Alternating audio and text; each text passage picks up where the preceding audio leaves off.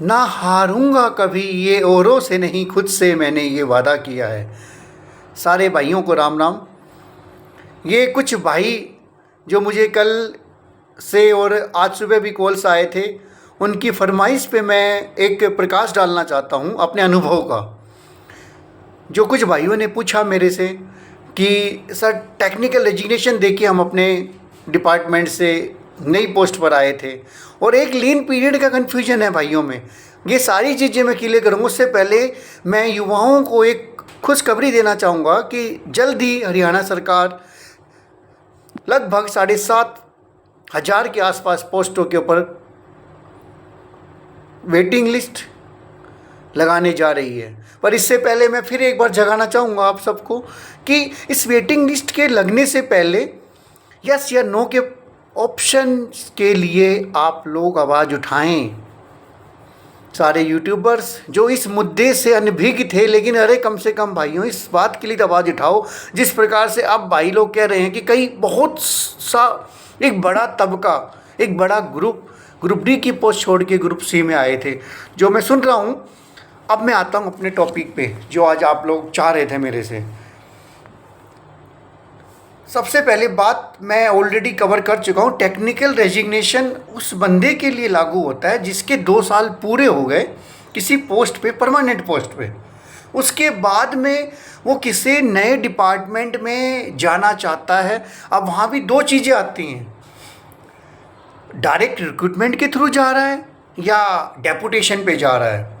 Deputation जो होती है वहाँ पे बंदा उस पोस्ट पे अपना राइट रखता है। कब तक?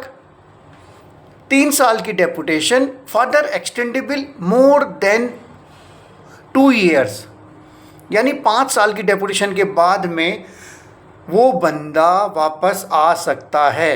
वो जो पीरियड है उस बंदे का वो लीन पीरियड है। उस पीरियड में वो डिपार्टमेंट जो उसकी पुरानी पोस्ट थी, अगर किसी नए बंदे को उस पोस्ट पर बिठाता है तो वो बंदा टेम्परेरी पोजीशंस पर ही काम करेगा, एडिशनल रिस्पॉन्सिबिलिटी के तौर पे काम करेगा, जब तक उस बंदे का डेपुटेशन पूरा नहीं हो जाता। डेपुटेशन पूरा होने के बाद में वो बंदा अगर एब्जॉर्ब नहीं होता है उस डिपार्टमेंट में, नए वाले में, एब्जॉर्ब का मीनिंग भी मैं आगे जाके बताऊंगा आपको, वो वापसी कर सकता है, दावा कर सकता है सेम पोजीशंस पे। अब हमारे हरियाणा में ना अनभिज्ञ थे। क्यों? क्योंकि 2005 से 6 तक तो एक ओल्ड वर्जन चल रहा था, पता ही नहीं था लोगों को डेपुटेशंस के बारे में, अपग्रेड करने के बारे में। तो यहाँ पे जो हमारे भाई ग्रुप डी में रेगुलर थे 2018-19 में, जब भी उन्होंने ज्वाइन की थी तो उनका टाइम पूरा हो चुका था। हालांकि ड्यूरिंग आफ्टर सिलेक्शन प्रोसेस में जब ये डीवी चल रहे थे चंडीगढ़ पंचकुला में, तो मैं भी किसी कारण से वहाँ पे मौजूद था, जुड़ा हुआ था भाइयों से। मैं पूछता था कि एक हरियाणा पुलिस के भाई लेवल 3 में काम कर रहे थे और अच्छी पोजीशन मानी जाती है हरियाणा पुलिस की, ग्रुप की नौकरी है, बाकी अपनी अपनी चॉइस है। तो वो हरियाणा क्लरिकल कार्डर में आ गए सेम लेवल पे।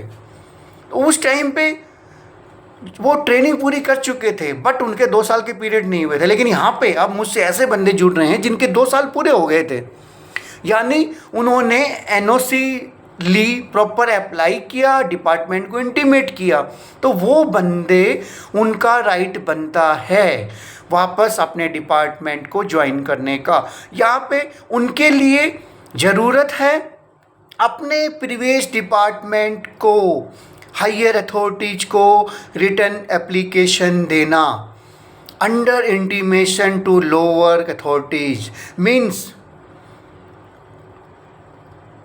अरुण एक पोस्ट पे एक स्कूल में ग्रुप डी में का कर्मचारी था, वो चला गया ग्रुप सी में, 2-3 साल की नौकरी हो गई थी, प्रॉपर एनओसी ली। अब वो किसके अंडर में आता है? डायरेक्टर सेकेंडरी एजुकेशन हरियाणा या director elementary school education Haryana. अब उन्हें बताएगा।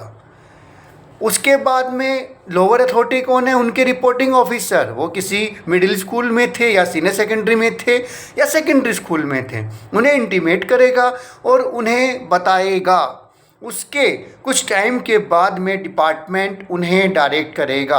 अब रही बात यहाँ नए डिपार्टमेंट की, अब वो पूछें कि नए डिपार्टमेंट को बताना है नया डिपार्टमेंट में आप अंडर प्रोबेशन हो 2 साल तक, जब तक आपका प्रोबेशन कंफर्म नहीं होता है, आप 30 डेज नोटिस आइदर साइड, मैं बताऊंगा दोनों तरफ से, दे के आप पोस्ट से लेफ्ट कर सकते हैं।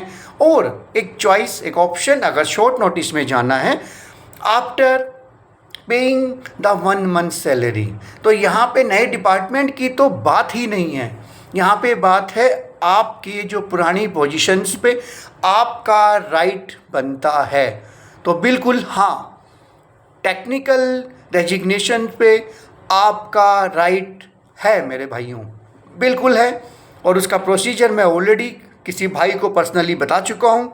अगर किसी भाई को ज़रूरत है तो ज़रूर मुझसे जुड़ सकते हैं। और मैं इस बीच में कहूँगा, अगर आगे भी आप इस आवाज़ को कंटिन्यू सुनना चाहते हैं तो अपने बेल के आइकॉन को दबाएं और चैनल को सब्सक्राइब करें, क्योंकि अब तक जो हालत थी 2005-06 से, जब से मैंने होश संभाले थे, मैंने ज्वाइन किया था किसी जॉब को, हमारा क्षेत्र जागरूक नहीं था। मैं बात कर रहा हूँ महेंद्रगढ़, नारनौल, रेवाड़ी, इवन चरखी दादरी, ये क्षेत्र तो नक्शे पे था ही नहीं ना सरकार की योजनाओं में। हम लोग बैकवर्ड एरियाज में गिने जाते थे, आप सब जानते हैं। नौकरियां नहीं थी हमारे क्षेत्र में, बहुत कम तबका, क्योंकि हमें तो ये बोला जाता था क्लियरली, अब मैं किसी सरकार के ऊपर नहीं कहूँगा कि इन्होंने क्या हमें वोट दिया था, नौकरियां नहीं मिलती थी, हमें बैकवर्ड घोषित तो हम थे ही, आज भी हम बैकवर्ड के नाम पे ही हैं, बट हमारा क्षेत्र जागरूक नहीं था। अब हमारे बच्चे बड़े बड़े स्कूलों में, प्राइवेट स्कूल्स में, कॉन्वेंट स्कूल्स में बाहर पढ़ के आ रहे हैं और जॉब्स ले रहे हैं। अब बच्चों, आगे आप लोगों के लिए ऑप्शंस खुलेंगे, मैं आगे जाके आपको बताऊँ।